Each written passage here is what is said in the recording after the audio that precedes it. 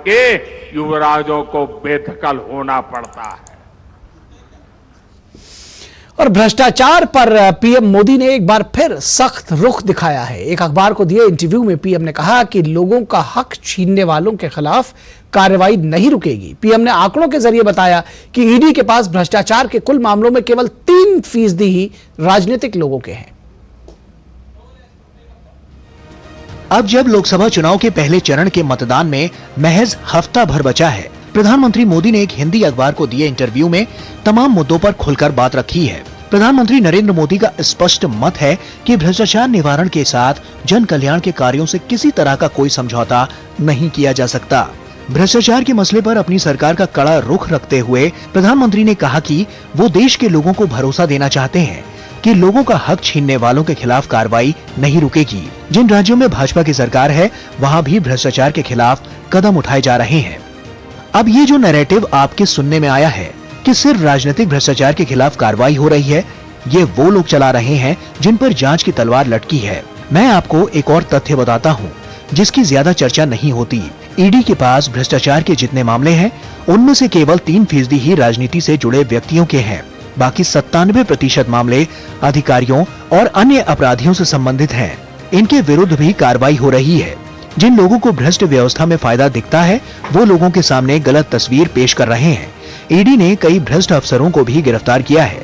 भ्रष्ट नौकरशाहों, आतंकी फंडिंग से जुड़े अपराधियों, मादक पदार्थों के तस्करों की भी हजारों करोड़ की संपत्ति जब्त की गई है। प्रधानमंत्री जी ने संकल्प लिया है कि इस देश से भ्रष्टाचार को खत्म करना है, और दूसरी तरफ एक विचारधारा है, खासकर इंडी अलायंस के जो घटक दल हैं, जिनको घमंडिया भी कहा जाता है, वो सारे के सारे भ्रष्टाचार के गोंद से जुड़ गए हैं। लेकिन जनता ये कह रही है, जिसने भ्रष्टाचारियों की राजनीतिक कब्र है खोदी, उस ईमानदार प्रधानमंत्री का नाम है श्री नरेंद्र मोदी। इस बार अभी तक चुनाव में मतदाताओं में ज्यादा उत्साह नहीं दिखने पर प्रधानमंत्री मोदी ने कहा कि विपक्ष अपनी पक्की हार से उत्साहहीन है। प्रधानमंत्री ने कहा, विपक्ष भी ये मानकर चल रहा है कि एनडीए की ही सरकार आएगी। ऐसे में विपक्ष से बहुत से नेता प्रचार में जाने से बच रहे हैं। कई लोगों ने अभी से ईवीएम का बहाना भी अपनी पोटली से निकाल लिया है। आपको लहर देखनी है तो जमीन पर लोगों के बीच जाना होगा। वहां आपको पता चलेगा कि भाजपा सरकार की तीसरी पारी को लेकर लोगों में कितना उत्साह है। प्रधानमंत्री मोदी ने कहा कि देश आज दुनिया की 5वीं सबसे बड़ी और तेज गति से बढ़ने वाली अर्थव्यवस्था है। आज दुनिया का तीसरा सबसे बड़ा स्टार्टअप इकोसिस्टम भारत में है। भारत के अंतरिक्ष अभियान, मेक इन इंडिया अभियान और अभूतपूर्व ढंग से बुनियादी ढांचे के विस्तार की चर्चा पूरी दुनिया में हो रही है। सरकार की बड़ी उपलब्धियों की चर्चा करते हुए प्रधानमंत्री ने कहा कि 500 वर्षों के इंतजार के बाद भगवान श्री राम अयोध्या में अपने भव्य मंदिर में विराजमान हुए हैं। कश्मीर अनुच्छेद 370 की बेड़ियों से आजाद होकर देश की विकास गाथा का हिस्सा बन गया है। और सबसे बड़ी बात, पहली बार देश के लोगों को भाजपा मॉडल और कांग्रेस मॉडल की तुलना करने का स्पष्ट मौका मिला है। 5 से 6 दशक तक कांग्रेस ने भी पूर्ण बहुमत वाली सरकार चलाई थी। भाजपा की पूर्ण बहुमत वाली सरकार को अभी सिर्फ 1 दशक हुआ है।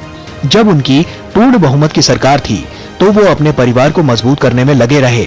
आज जब हमारी पूर्ण बहुमत की सरकार है तो हमारी प्राथमिकता देश को मजबूत करना है। प्रधानमंत्री ने कहा कि सरकार का 10 वर्षों का रिपोर्ट कार्ड इस बात का प्रमाण है कि भाजपा की गारंटी पूरी होती है। अब वो 2047 में विकसित भारत का विजन लेकर लोगों के बीच जा रहे हैं। प्रधानमंत्री ने कहा कि पिछले 10 वर्षों में जो हुआ है वो सिर्फ ट्रेलर है, हमें देश को बहुत आगे ले जाना है। Bureau report, DD news. और यही जो आरोप प्रत्यारोप है, यही जो चुनावों में आज हमारी चर्चा का विषय है और यही हमारे विशेष का विषय भी है जिस पर हम चर्चा करेंगे। आज का हमारा विशेष है